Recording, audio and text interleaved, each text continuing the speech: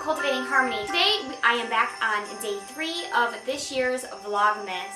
So each day you will be getting a Chinese medicine perspective on something that is winter or Christmas holiday related. So today I'm pointing out some Chinese medicine related gifts. Now with the holiday season coming, you may know someone who's interested in Chinese medicine. You're like, what the heck do I get them, right? So this guide is going to help you make some choices, and I try to include a range of prices on things, but honestly most of the things are fairly inexpensive. You know, that's a big part of Chinese medicine and natural healing in general, is that, you know, in order to help heal ourselves and just be able to maintain our well-being, we don't really have to spend a ton of money or do a lot of crazy things, just because there is such a focus on daily maintenance of taking care of yourself. When we're able to keep ourselves more in balance and in that middle ground, even if we encounter something that throws us off, since we're keeping ourselves so well maintained day to day with our conduct and our foods we're eating, all these things, we're able to easily kind of push ourselves back into line and back into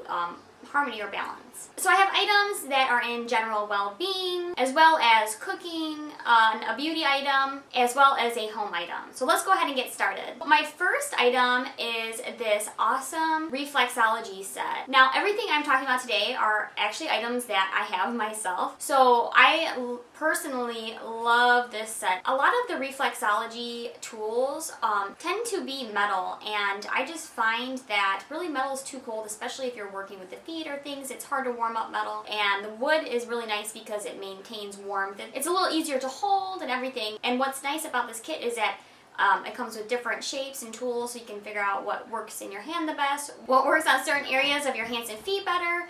And it also comes with a little map or guide for those who are new to reflexology, so we can tell if you're having pain in a certain spot you're rubbing, you're able to see which organs are maybe in need of a little bit more support. Just help you to make some of those connections when you're doing this, and this is something I like to do either first thing in the morning or in the evening. So the next item on my list are these Chinese medicine foot soaks. Now this is something that I specifically like to do during the winter season. It really just helps you kind of unwind in the evening, but also is able to actually warm you up. And during those cold winter nights, especially if you have kind of circulation problems, or I think a lot of people in general, you know, you have cold hands and feet from being out all day, and you know, whether you're doing the holiday shopping or some outdoor winter activities, this is a nice way to end your day as well. So another foot related item, and I want to point out that one of the reasons there's such an emphasis on the feet and even the hands and the ears in Chinese medicine is because these 3 parts specifically have every area in the body in them, or reflect a different part of the body, or are organs in Chinese medicine. Now again, we're not talking about physical, literal organs. So these ginger foot pads are really great. These are another way just to help with circulation, especially if you have any type of water retention. When you put these on and keep them on overnight, you will often find that you're having a better flow in your lymphatic system. That's kind of like the more Western thinking of it. I find that because they are ginger, they really warm you up. So if you're kind of going to bed and it's a little cooler, or you even have the chills,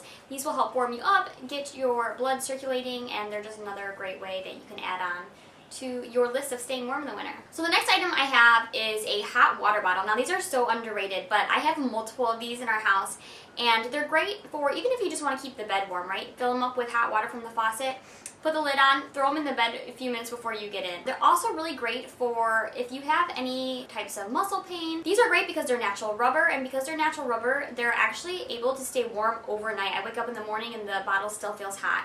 And if you have any type of like kind of muscle pain or knots, you can place the hot water bottle on them to help relieve them, as well as any type of menstrual or kidney issues. It's really great to place on the low back or the front stomach area if you're having digestive problems. It's just another cheap and easy thing to have around the house that you could use for multiple different reasons. So my next favorite are these little moxa pouches. Now I think this is just the absolute simplest way if you're just getting started to use moxibustion.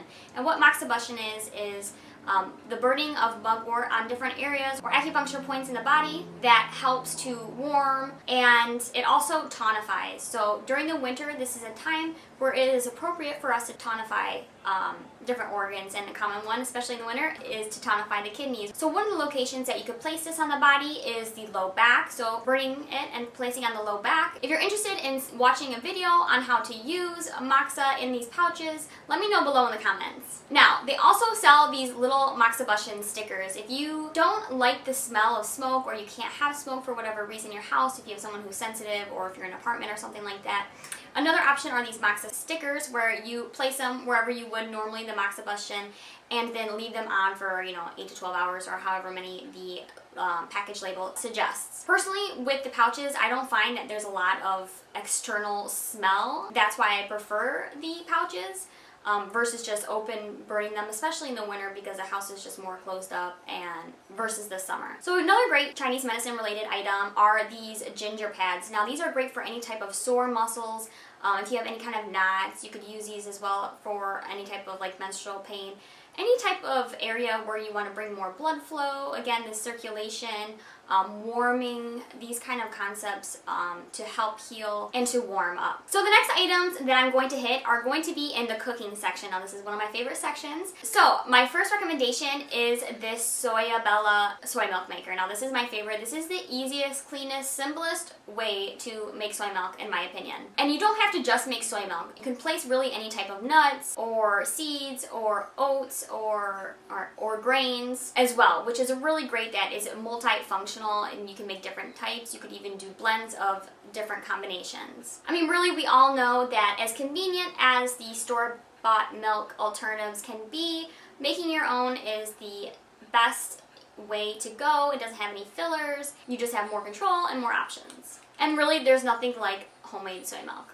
My next gift idea is a bamboo steamer. These are great because even if you're not making dumplings yourself or making bao buns,